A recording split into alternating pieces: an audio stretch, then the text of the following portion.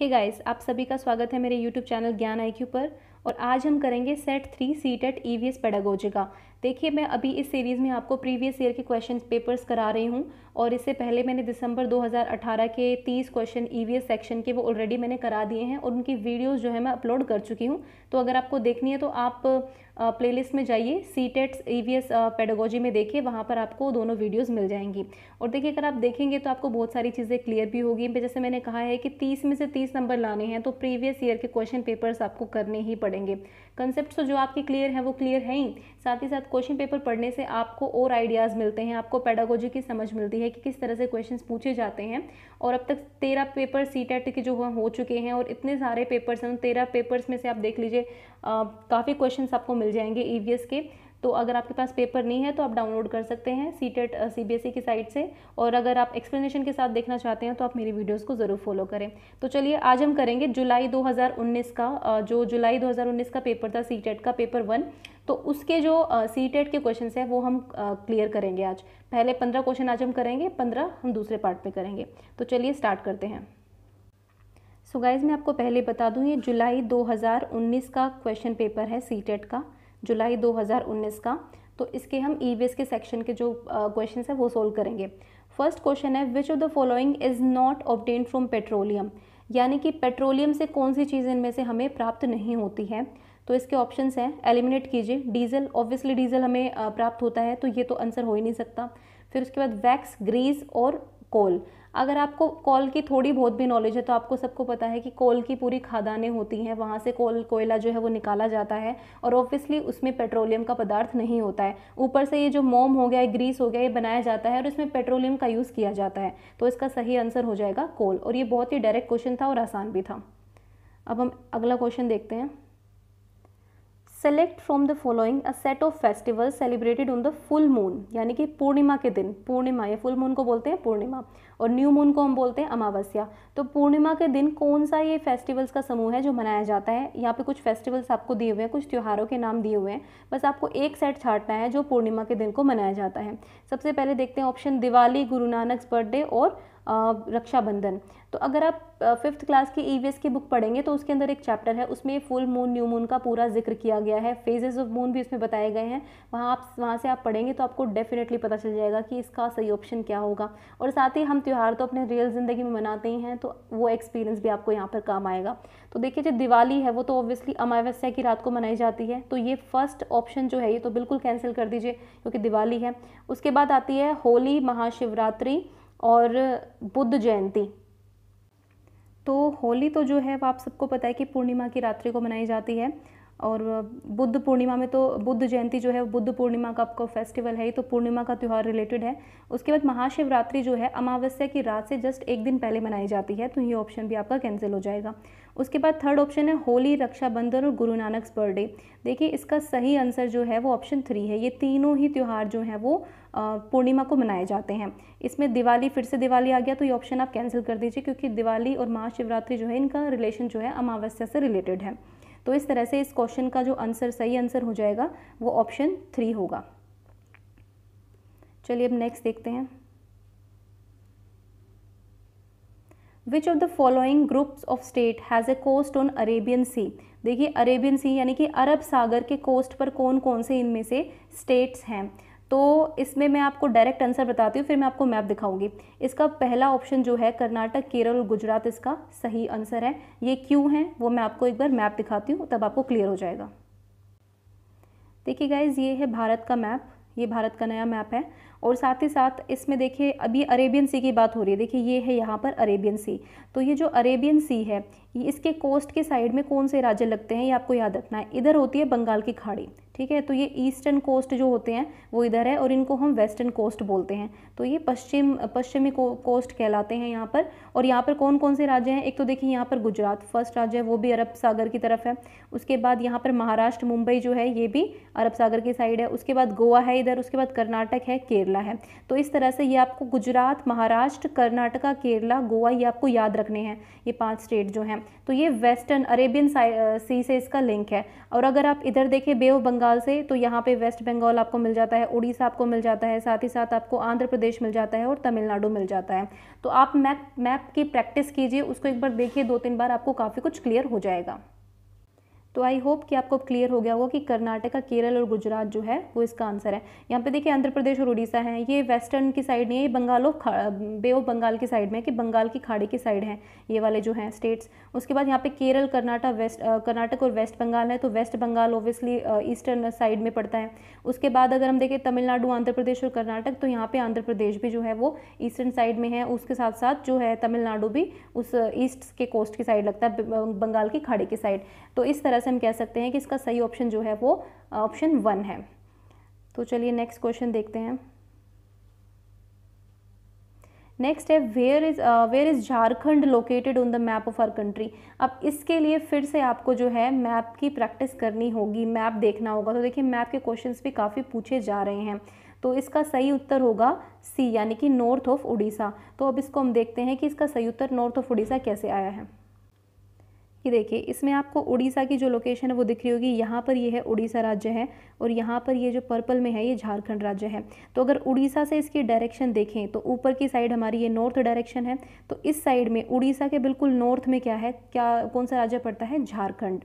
तो ये आपको यहाँ से क्लियर हो गया होगा कि इसका आंसर जो है आपका ऑप्शन सी होगा, जो है नॉर्थ ऑफ उड़ीसा। तो इसका सही आंसर जो होगा वो होगा नॉर्थ ऑफ उड़ीसा, इसका सही आंसर है।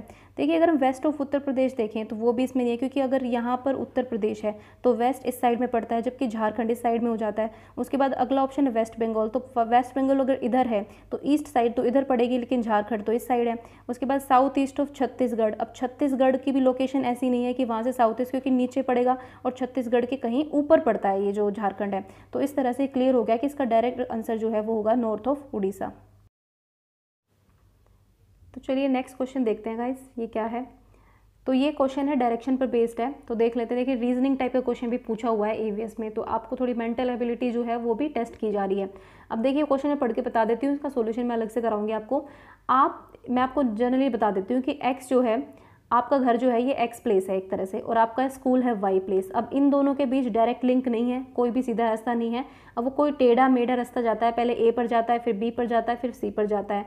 तो ये पूरा क्वेश्चन है, आप इसको पढ़ लेना। मैं इसको सोल्यूशन आपको बता देती हूँ क्या होगा, उसमें क्वेश्चन को मैं एक्सप्लेन कर दूंगी, ठीक है। तो चलिए सोल्यूशन देखते हैं। तो गाइज ये इस क्वेश्चन का सोल्यूशन है। देखिए इसमें क्वेश्चन एक्सप्लेन कर देती हूँ पूरा। ये जो एक्स है, आपका प्लेस जो है एक्स पर है।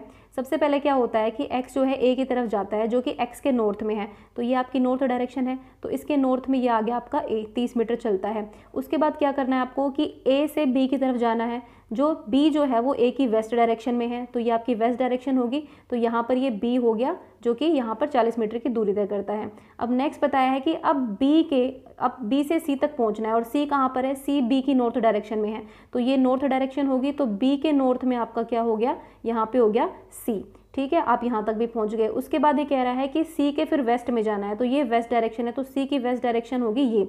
तो इस साइड वो वाई पर पहुँच जाता है, ये आपका स्कूल है। फाइनली वाई पर पहुँच जाते हो और ये आ जाता है आपका 40 मीटर। तो सी का वेस्ट जो है ये वाई है इस साइड, और ये 40 मीटर की दूरी तय करता है। तो अब हमें क्वेश्चन में ये बताना है कि y के विद रिस्पेक्ट में जो ये x है इसकी डायरेक्शन क्या होगी। देखिए मैंने आंसर लिखा भी हुआ है साउथ ईस्ट। तो देखिए y के विद रिस्पेक्ट में ये आपके नीचे क्या हो गई, साउथ हो गई। अगर हम साइड में इधर देखें तो कौन सी हो गई, ईस्ट हो गई। तो ये x जो है वो कहाँ पड़ रहा है, बेसिकली साउथ और ईस्ट के बीच में x की लोकेशन है। तो एग्जैक्ट आंसर जो है इसका वो क्या आ जाएगा आपका, साउथ ईस्ट।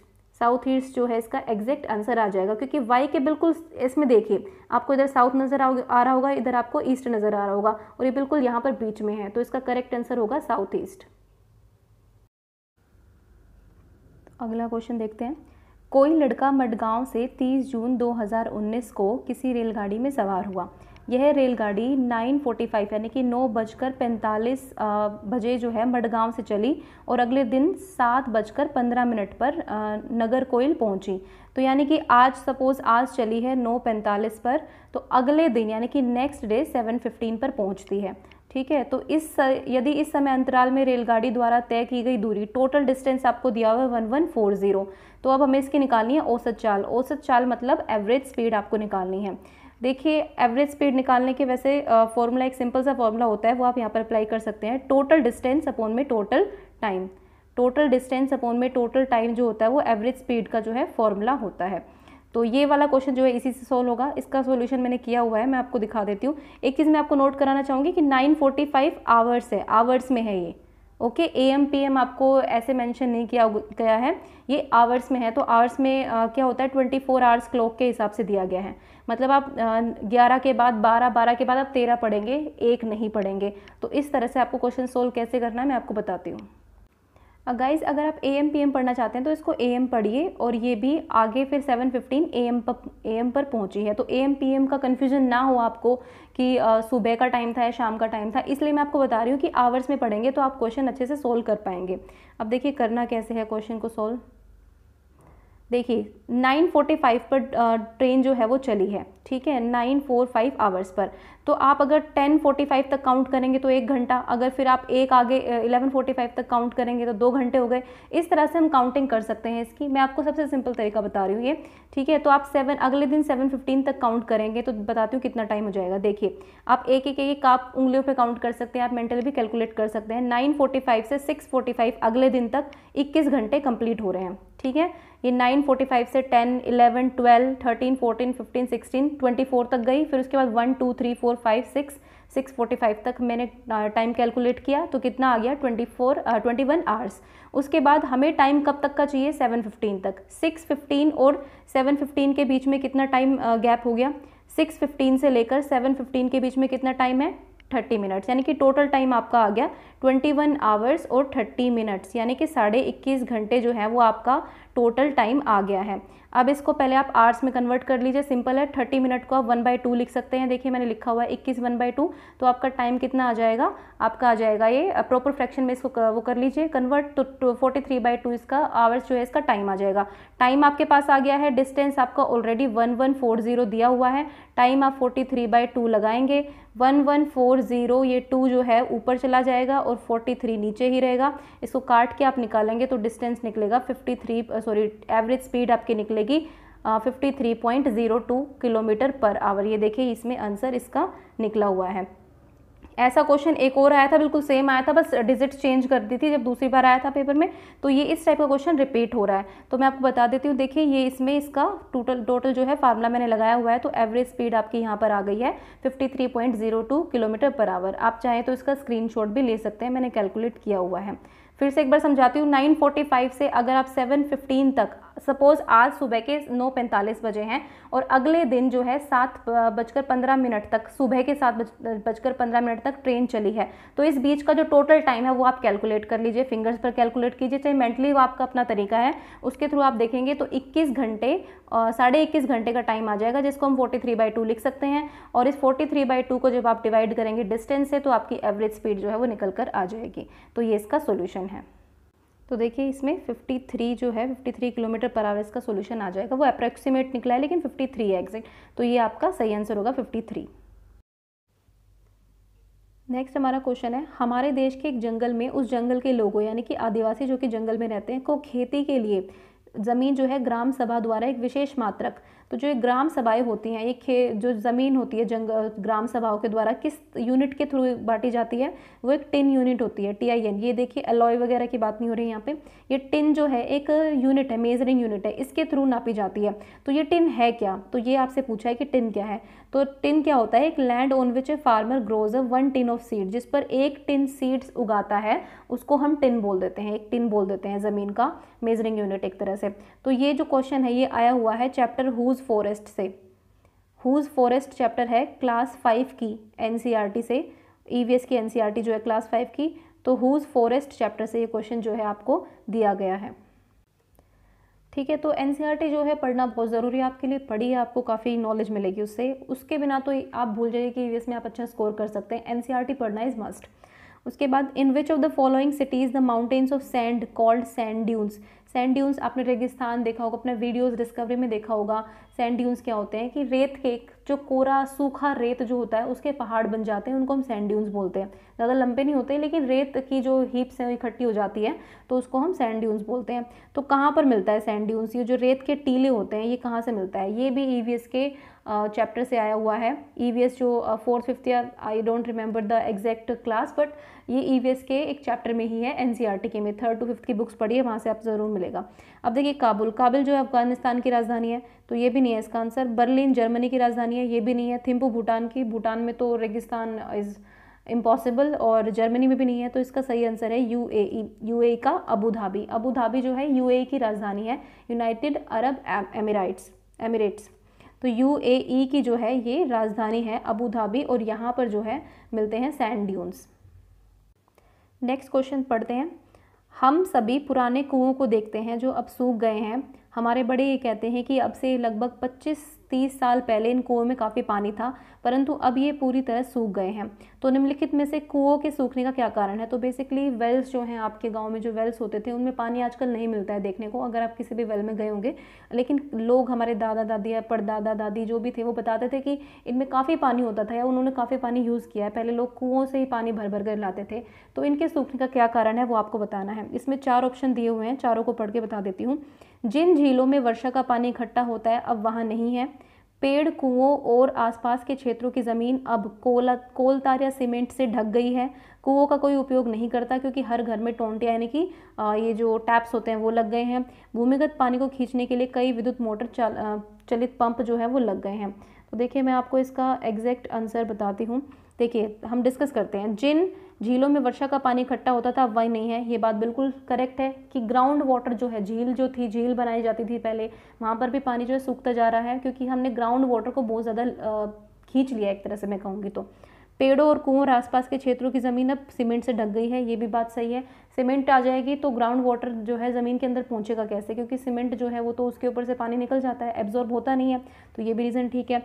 कुओं का उपयोग अब कोई नहीं करता क्योंकि घर में टोंटियाँ लगी है। देखिए कुओं का कोई उपयोग नहीं करता, इस वजह से कुओं में पानी कम हो गया है, तो ये तो ऑप्शन हो ही नहीं सकता। उसके बाद भूमिगत जल को खींचने के लिए कई विद्युत मोटर, अब जो हैंड पंप्स लग गए हैं अंडरग्राउंड वाटर को जो खींच लेते हैं, इससे क्या है भूमिगत जल जो है वो समाप्त होता जा रहा है और कुओं में पानी नहीं पहुँच पा रहा है। तो ये भी इसका सही है। तो ABD जो है इसके सही ऑप्शन है, यानी कि ऑप्शन 4 जो है इसमें करेक्ट होगा, ABD। नेक्स्ट देखते हैं। In EVS concepts and issues have not been compartmentalized into science and social science। तो EVS की जो टेक्स्ट बुक होती है आपकी 5th क्लास तक की, तो उसमें अलग से साइंस या सोशल साइंस मेंशन नहीं किया हुआ है, बस वो EVS है ना कि एनवायरनमेंट को समझना है। तो ऐसा क्यों है? Syllabus of EVS has been prescribed as such by CBSE, तो ये तो इसका कोई रीज़न हुआ नहीं।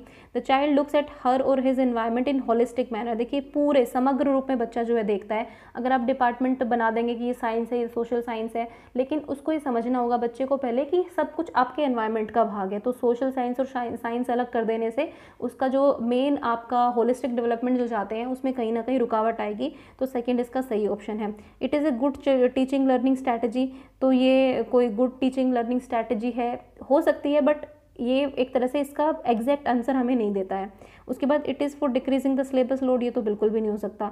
ये decreasing the syllabus load, decreasing the text book load, ये सब जो चीज़ें हैं ये कभी ऑप्शन सही होते ही नहीं है। तो मैं आपको समझाती हूँ कि ये इसमें देखिए अब बेसिकली हमें फोकस करना है EVS पर। तो EVS 5th क्लास तक होती है, तो इस आयु वर्ग के जो बच्चे हैं वो अपने परिवेश को समग्र रूप में देखते हैं। तो ये स्पेशली इस आयु वर्ग के बच्चों के लिए ही डिज़ाइन की गई थी कि एक क्लब कर देंगे हम और उसको इंटीग्रेटेड और इंटरडिसिप्लिनरी अप्रोच के थ्रू पढ़ाएंगे। तो इसका राइट आंसर जो है ऑप्शन 2 होगा। अब फिर से वही इस टाइप का क्वेश्चन है। Which of the following is true with respect to EVS class for 1 and 2। देखिए 1 और 2 में EVS की कोई प्रिस्क्राइब टेक्स्ट बुक नहीं है NCERT के द्वारा, मतलब 1st 2nd में बच्चों को एक तरह से लैंग्वेज के थ्रू ही EVS जो है पढ़ाई जाती है। तो इनमें से क्या सही ऑप्शन है वो हमें बताना है। पर्यावरण अध्ययन से संबंधित मुद्दों और संबंधों का संपादन भाषा के द्वारा होता है। Okay, next, issues and concerns related to EVS are transacted through language and mathematics. Language और मैथमेटिक्स के थ्रू पढ़ाए जाते हैं। EVS is a new subject introduce at the class 1 and 2, ये तो है ही नहीं। उसके बाद EVS at subject is not easy to understand, ये भी नहीं है। भाई बच्चा समझ तो सब कुछ सकता है अगर आप उसको उसके लेवल तक समझाएंगे तो अब इन 2 ऑप्शंस में से हम देखते हैं। पर्यावरण अध्ययन से संबंधित मुद्दों और संबंधों का संपादन भाषा, इसमें सिर्फ लैंग्वेज की बात की गई है, लेकिन आपको पता है कि लैंग्वेज और मैथ्स, इंग्लिश, हिंदी और मैथ्स 3 सब्जेक्ट होते हैं, तो मैथ्स के थ्रू भी ईवीएस सिखाई जाती है, तो यहाँ पे मैथ का जिक्र नहीं है, इसलिए फर्स्ट ऑप्शन कट जाएगा। अब ये थ्रू लैंग्वेज एंड मैथ्स यहाँ पे आ गया है, इसीलिए इसका ऑप्शन जो है सेकंड बिल्कुल करेक्ट होगा। अब देखिए पहली बात में कुछ गलत नहीं है, ईवीएस लैंग्वेज के थ्रू पढ़ाई जाती है, लेकिन अगर हम ऑप्शन सेकंड को देखें तो इसमें मैथ्स का भी जिक्र कर दिया गया है। तो यही है कि फर्स्ट क्लास और सेकंड क्लास में ईवीएस जो है वो मैथ्स और लैंग्वेज के सब्जेक्ट्स के थ्रू पढ़ाई जाएगी। ये बेसिकली इसका मुद्दा था कि ईवीएस में प्रॉपर एक टेक्स्ट बुक हम नहीं रखेंगे। नेक्स्ट क्वेश्चन देखते हैं। In EVS themes have been proposed instead of topics. तो ईवीएस में देखिए 6 थीम्स हैं। कौन कौन से 6 थीम्स हैं मैं आपको बता देती हूँ। फैमिली एंड फ्रेंड्स है, food, shelter, water, travel and things we make and do. तो इस तरह से 6 थीम्स हैं टोटल ईवीएस में। जो ईवीएस का सिलेबस है वो इन्हीं पर बेस्ड है, 3rd to 5th का, यानी ऑलमोस्ट 5th क्लास तक का, 1st to 5th का। तो इसमें ये कहा है कि टॉपिक को छोड़कर थीम्स पे क्यों फोकस किया गया, ये हमें बताना है। तो क्वेश्चन में क्या है, for reducing chapters in EVS. इस तरह के आंसर्स कभी भी आप टिक मत करके आइएगा, ये बिल्कुल गलत होते हैं। उसके बाद है to enhance the environmental comprehension of the learner. तो परिवेशीय बोध को वृद्धि करने के लिए, देखिए परिवेशीय बोध में वृद्धि करने के लिए अगर आप टॉपिक्स लेते तो भी तो आप ये करते ही ना, ऐसा तो जरूरी नहीं है कि थीम से ले ली तभी हम ये करेंगे, तो टॉपिक्स होते तब भी ये करते हम, तो ये भी ठीक नहीं हो सकता।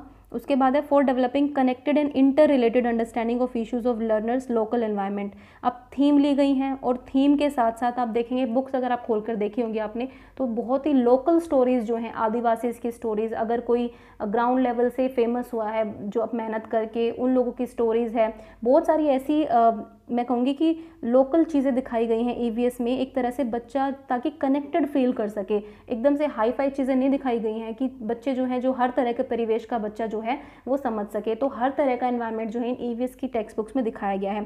साथ ही साथ inter related understanding and issues, और उन इश्यूज़ को इंटर रिलेट किया गया है हर तरह के वर्ग से, हर तरह के बच्चे को लेवल के देखते हुए, इस तरह से बच्चे के स्थानीय परिवेश के मुद्दों से जुड़े हुए और अंतर संबंधित समझ के विकास के लिए थीम्स जो है वो बनाई गई थी। एक तरह से आप देखेंगे ईवीएस की टेक्स्ट बुक्स में एक तो लोक कथाएं भी हैं वहाँ पर, फिर लोकल चीज़ें भी बहुत कुछ हैं, फॉरेस्ट के बारे में बताया गया है, जंगलों के बारे में बताया गया है, वाटर की थीम में अगर आप देखेंगे तो क्या क्या समस्याएं होती हैं पानी को लेकर, इस तरह से जो हमारे रियल लाइफ में प्रॉब्लम्स होती हैं उन्हीं को बेस्ड करके ये थीम जो है डिसाइड की गई थी और इन पर ही बेस्ड है। तो इसका राइट ऑप्शन होगा ऑप्शन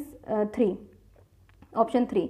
अब लास्ट है theme based EVS transaction is easy as compare to topics. ऐसा भी कुछ नहीं है, अगर आप टॉपिक से पढ़ाएंगे तो बड़े बच्चे तो टॉपिक से पढ़ते हैं, तो क्या इसका मतलब ये है कि वो अनइम्पॉर्टेंट है या फिर वो मुश्किल होते हैं ग्रास्प करने, ऐसा नहीं है। बेसिकली बच्चों को यहाँ पे उनके लोकल एनवायरनमेंट से जोड़ने के लिए मदर टंग में पढ़ाना है, लोकल एनवायरनमेंट उनको देना है, ताकि वो जो रियल लाइफ में चीज़ें देख रहे हैं वो अपनी उस थीम्स के थ्रू जो है वो सीख सके। देखिए आप थीम्स के नाम देखिए, फैमिली एंड फ्रेंड्स हो गया जो कि ऑब्वियसली फैमिली की जानकारी बच्चे को मिलती है, फिर फूड हो गया जो कि बहुत इंपॉर्टेंट होता है, छोटे बच्चों को भूख लगती है तो उन्हें बस खाना चाहिए होता है, तो खाने के वो बहुत ही ज़्यादा शौकीन होते हैं। उसके बाद शेल्टर है, शेल्टर मतलब रहना कैसे है, कैसे किस तरह का घर होता है, फिर कौन को थिंग्स भी मेक एंड डू में है कि हम किस किस तरह की चीज़ें बनाते हैं, या फिर और हमारे जो ऑक्यूपेशंस हो गई, किस किस तरह के हेल्पर्स हमारी कम्युनिटी में हमें मिलते हैं। तो इस तरह से थीम्स जो हैं एक तरह से बच्चों को अपने लोकल एनवायरनमेंट की समझ देने के लिए बनाई गई थी। नेक्स्ट है which one the following is not one of the 6 broad themes of EVS. तो मैंने अभी आपको एक्सप्लेन किया था, तो फूड है, शेल्टर है, things we make and do है, वर्क और प्ले नहीं है। इसकी जगह फैमिली एंड फ्रेंड्स है एक थीम, उसके अलावा आपका वाटर है, और उसके बाद आपका बच गया वाटर के बाद आपका ट्रैवल थीम है, TRAVEL। इसमें आप ट्रांसपोर्टेशन की बात करते हैं, तो food, shelter, things we make and do, water हो गया, फैमिली एंड फ्रेंड्स हो गया और ट्रैवल, ये 6 थीम्स हैं आपके टोटल ईवीएस में। अब नेक्स्ट है कि क्या ईवीएस के बारे में ट्रू नहीं है। अगर हम ईवीएस की बात देखें तो क्या उसके बारे में सच नहीं है। Nature of EVS is integrated, तो आपने देखा होगा कि ये एकीकृत तो है, इसमें हर तरह की चीज़ों को समायोजन किया गया है, ये ठीक है। EVS is based on child centred learning, बिल्कुल चाइल्ड सेंटर्ड है, उसके लोकल एनवायरनमेंट से रिलेटेड, उसके रियल लाइफ एक्सपीरियंस को इसमें काफ़ी तवज्जो दी गई है। Next, EVS provides opportunity to learners to explore their environment, बिल्कुल अपने एनवायरनमेंट को एक्सप्लोर करने के लिए अपॉर्चुनिटी देती है। अगर आप ईवीएस की टेक्स्ट बुक देखेंगे तो उसमें काफ़ी एक्टिविटीज़ हैं जो सर्वे से रिलेटेड है, कि अपने भाई बहन से पूछो, अपने माता पिता से पूछो, अपने पड़ोस के लोगों से पूछो कि क्या उन्होंने ये चीज़ की है नहीं है। तो इस तरह से बच्चों को लोकली इन्वॉल्व करने की कोशिश की गई है ईवीएस की टेक्स्ट बुक्स के थ्रू।